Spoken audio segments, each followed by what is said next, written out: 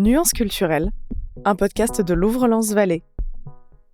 Bonjour, je suis Fiona Coco et vous écoutez Nuances culturelles, un podcast de Louvre-Lens-Vallée. Aujourd'hui, on reçoit Guillaume Claes, directeur de Archéos. On a parlé d'immersion, d'expression de pensée et d'histoire. Bonne écoute. Bonjour Monsieur Claes. Bonjour. Merci d'être avec nous aujourd'hui pour cet épisode. Pouvez-vous vous présenter de la manière dont vous le souhaitez ?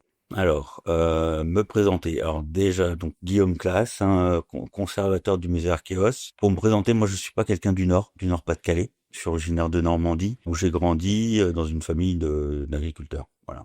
Et pourquoi Archéos ? Il faut savoir que mon père, qui était agriculteur, avait remonté un sarcophage mérovingien quand j'étais petit. Ça m'avait marqué.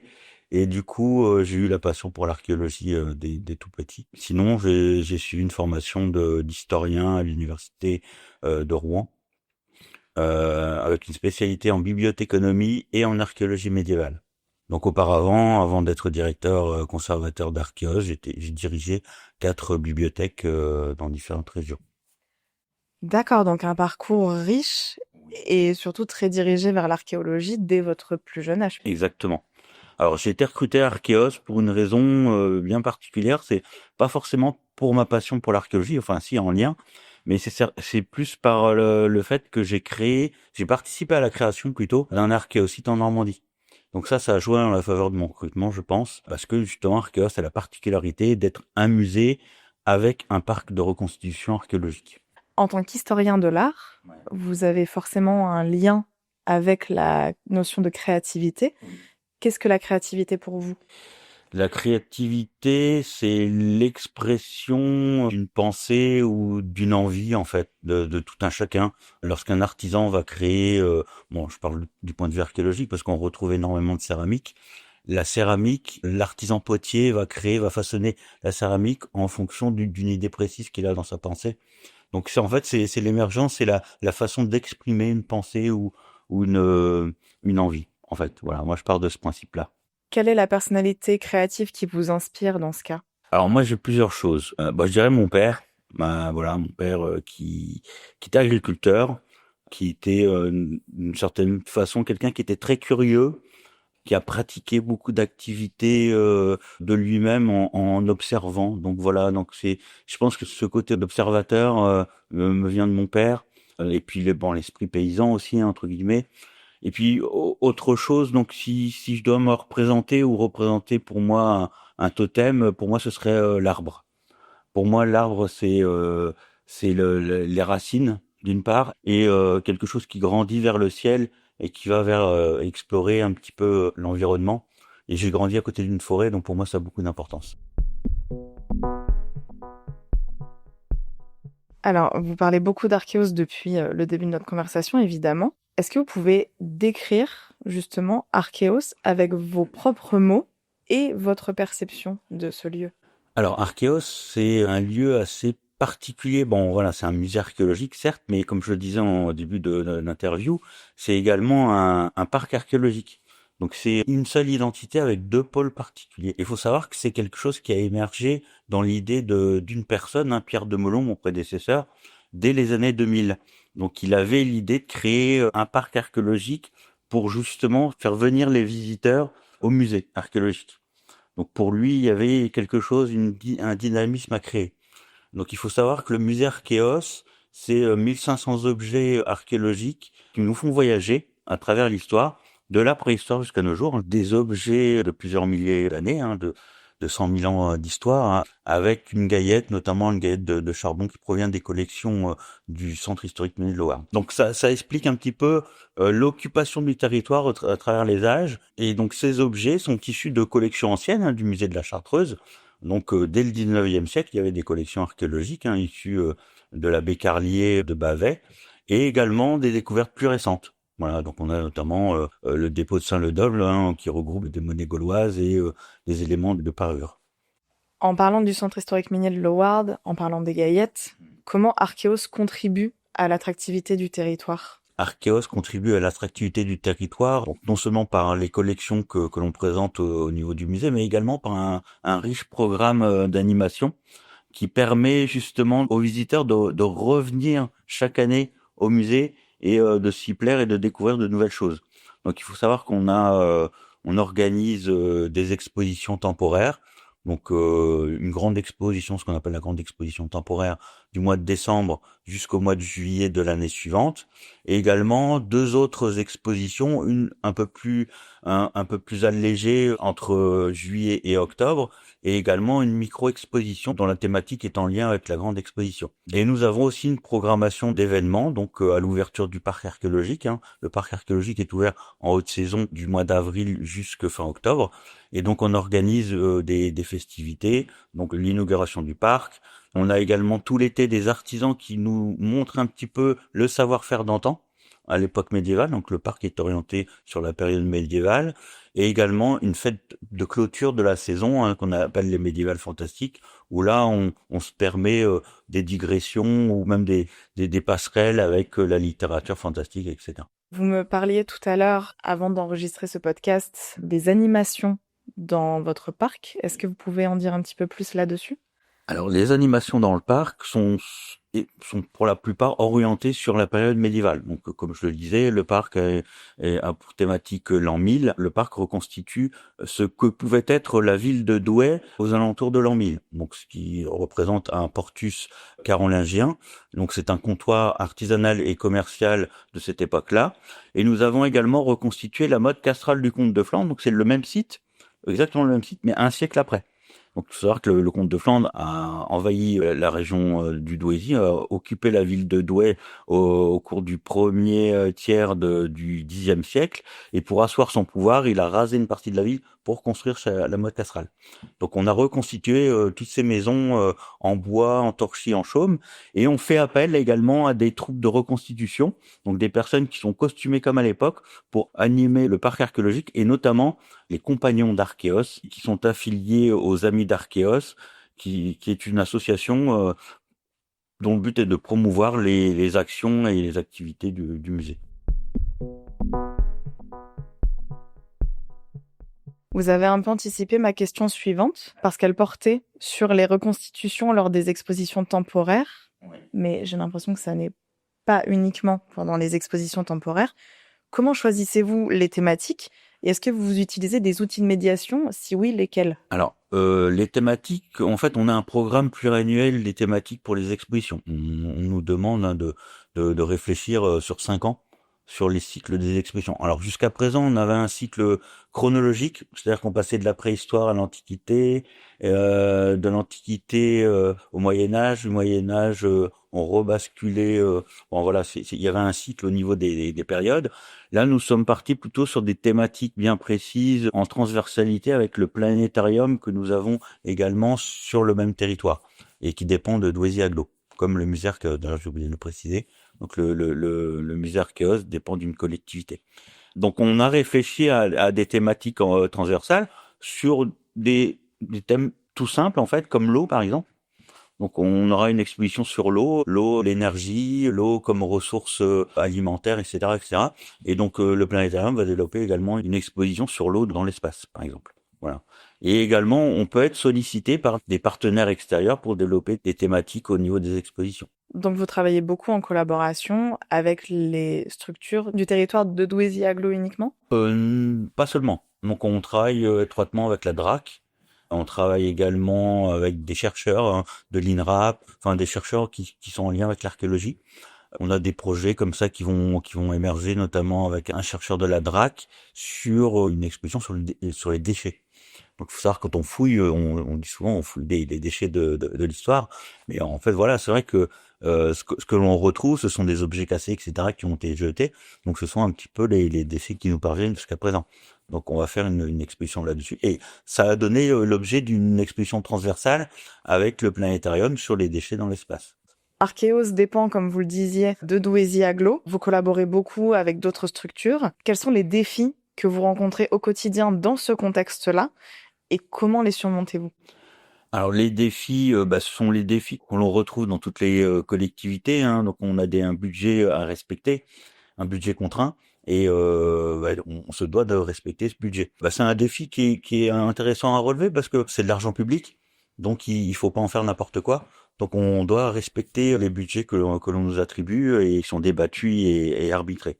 Donc là, c'est un des principaux défis. Après, les défis, c'est de savoir fédérer plusieurs chercheurs autour de ces expositions, de pouvoir les faire travailler sur pratiquement un an, sur les objets que l'on va présenter, sur les textes à rédiger, sur la préparation du catalogue, etc. Donc tout ça, c'est un gros travail. D'ailleurs, je vais citer ma collègue qui est en charge de la muséographie, hein, Fabienne Thomas, qui s'occupe de la gestion des expositions au musée. Donc c'est un travail vraiment à temps plein et c'est un gros travail à exercer. Donc, la manière dont je le perçois, c'est que votre plus gros défi, c'est à la fois d'intéresser des scientifiques et des chercheurs, tout en essayant de contenter le public avec de l'argent public. Oui, tout à fait. Alors, les chercheurs sont toujours motivés. Alors, mais eux, sont également contraints par des restrictions budgétaires, etc. Donc il y a toujours cette relation un petit peu à l'argent qui est compliquée, mais bon voilà, on a tous cette contrainte-là, hein, de toute façon, on doit faire avec. Et effectivement, il faut montrer aussi aux visiteurs que l'on utilise bien cet argent public. Plus tôt dans notre échange, vous parliez d'immersion. Comment réussissez-vous à transmettre une culture passée ou même actuelle, comme vous en parliez juste avant avec les Gaillettes, sans tomber dans le folklore ou la caricature, notamment avec tout l'imaginaire collectif qu'on a à travers la pop culture et la littérature? Alors, là intervient tout le travail de médiation. Donc en fait, les personnes qui font partie de troupes de reconstitution, qui sont costumées, qui ont tout l'attirail entre guillemets de la personne de l'époque, ce sont des personnes qui sont passionnées et qui œuvrent aussi à transmettre un savoir et à montrer ce savoir au public. Donc en général, ces personnes-là s'attardent également à expliquer aux visiteurs pourquoi on s'habillait comme ça, pourquoi on mangeait ça, enfin voilà exactement, pourquoi on cultivait telle céréale. Le travail de médiation est essentiel en fait dans cette immersion historique. D'ailleurs, j'en remercie toutes ces troupes, hein, ce sont des bénévoles pour la plupart du temps, mais qui ont un savoir-faire assez intéressant. Donc les bénévoles font partie des amis d'Archéos et des compagnons d'Archéos ou pas nécessairement? Alors, les compagnons d'Archéos, c'est une partie des amis d'Archéos. Donc ce sont c'est une troupe de reconstitution, mais il y en a plein d'autres. En fait, eux sont orientés vers la période médiévale, mais des fois, on reçoit également des troupes d'autres périodes, notamment pour la fête d'ouverture du parc en avril, où la thématique de cette fête d'ouverture est en lien avec l'exposition. Donc des fois, on a une exposition sur l'époque gauloise, l'époque romaine, ou par exemple la préhistoire. Donc on a reçu des troupes de reconstitution gauloises en lien avec l'exposition temporaire de l'époque. Comment recrutez-vous vos bénévoles dans ce cas? Ce sont des gens qui sont habitués du musée et vous réussissez à les flécher ou c'est un appel à participation? Comment ça se passe? Alors les Amis d'Archéos, c'est une association indépendante, donc il y a un bureau qui gère cette association et dès que l'on peut présenter cette association auprès du public, on le fait. Quand on a des stagiaires, on parle de cette association-là. Et par exemple, on a des partenariats avec des écoles comme le lycée de Wayonville à Douai, qui est un lycée horticole, ou d'autres partenaires sur le point de finaliser le partenariat. Lorsqu'on rencontre les lycéens, on leur présente également les Amis d'Archéos, on demande à un membre de l'association à venir présenter l'association pour justement créer une émulation et avoir un peu plus d'adhérents, ce qui n'est pas facile hein, dans les associations d'avoir vraiment un pool d'adhérents en permanence et le maintenir. Et surtout avoir des jeunes aussi qui viennent, qui sont motivés. Mais on voit que la jeune génération s'intéresse quand même à ce côté un petit peu immersif qui permet aussi de s'évader, à vrai dire. Hein. Donc c'est intéressant. Donc dans votre public, vous avez un tiers de jeunes? On accueille à peu près entre 37 et 40 000 visiteurs par an. Sur l'année dernière, nous avons fait 37 000 visiteurs. Sur ces 37 000, on a accueilli à peu près 17 000 enfants. Enfin, élèves d'école, collège, lycée ou centre de loisirs. Notre public est prioritairement un public familial. Donc des parents avec leurs enfants qui viennent au cours des manifestations. Le public individuel, les personnes seules, etc. En général, on reçoit des petits groupes mais bon voilà, l'essentiel de la fréquentation réside quand même dans l'accueil des groupes scolaires ou de centres de loisirs. D'où l'aspect médiation extrêmement important. Exactement. Et animation. Exactement. Donc on a énormément de médiation du 1er mars jusqu'à fin août. Ensuite, on a de plus en plus de demandes en médiation pour la période de la rentrée, ce qui est étonnant, hein. Donc les écoles commencent à fonctionner avec une nouvelle année scolaire, mais on a des demandes de plus en plus fréquentes pour ce début d'année. Parce qu'en fait, on arrive à saturation au niveau du calendrier. Dès le fin décembre, on a notre calendrier qui est plein pour la période mars à fin août. C'est génial ça, parce que ça veut dire que justement ce sont les nouvelles générations qui vont porter le futur, donc les initier déjà à ces thématiques-là, enfin, c'est une grande réussite pour vous. Oui, tout à fait. Oui, ça augmente chaque année en fait la fréquentation des enfants issus des groupes scolaires et centres de loisirs. Cette année, j'ai pas encore les chiffres, mais je vais les avoir bientôt. Mais je suis sûr que nous avons dépassé l'an passé. Et comment dire? Donc effectivement, ce sont des générations qui vont porter un petit peu, ou du moins, même s'il y a une ou deux personnes qui va avoir l'étincelle dans les yeux, enfin les petites étoiles qui vont lui dire, bah, c'est ça que je vais faire plus tard, bah, on aura réussi notre pari en fait. Pour parler un petit peu de la relation entre Louvre-Lens-Vallée et Archéos, on prévoit de démarrer prochainement une collaboration. Quel projet, sans divulguer, souhaitez-vous créer entre Louvre-Lens-Vallée et Archéos? En fait, tout tourne autour des collections permanentes. Donc, le musée, en fait, a été inauguré en 2014, le parc un peu plus tard, en 2018. Donc là, nous avons dépassé la 10e année d'existence du musée, avec une muséographie qui est encore intéressante, mais qui est dépassée. Nous avons les nouvelles technologies qui maintenant s'immiscent dans le parcours muséal. Et donc là, effectivement, on s'est rapproché du Louvre-Lens-Vallée pour savoir un petit peu ce qu'il était possible de faire. Donc on va avoir des réunions prochainement pour voir ce qu'on peut faire émerger et innover dans ce parcours muséal. Donc pour imaginer un parcours muséal numérique et donc moderne.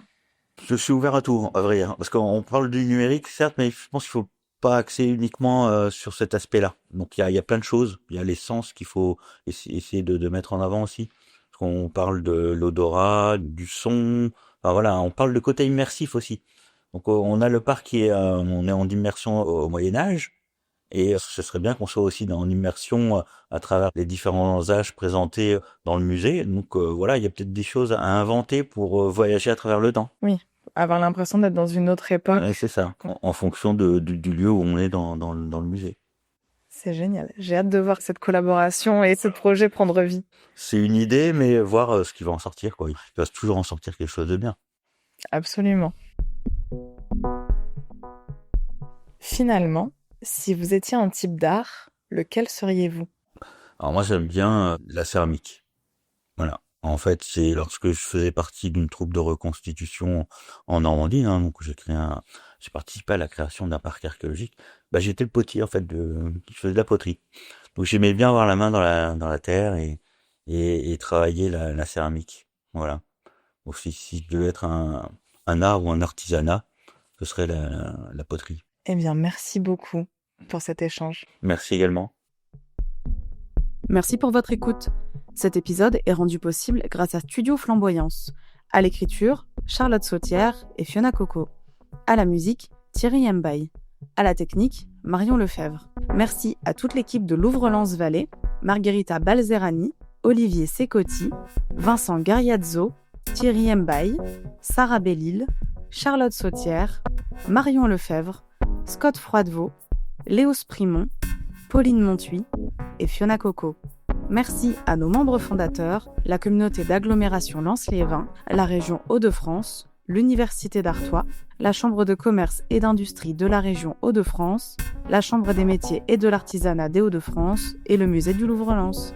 On se retrouve le 27 janvier pour le premier épisode de la saison 2026.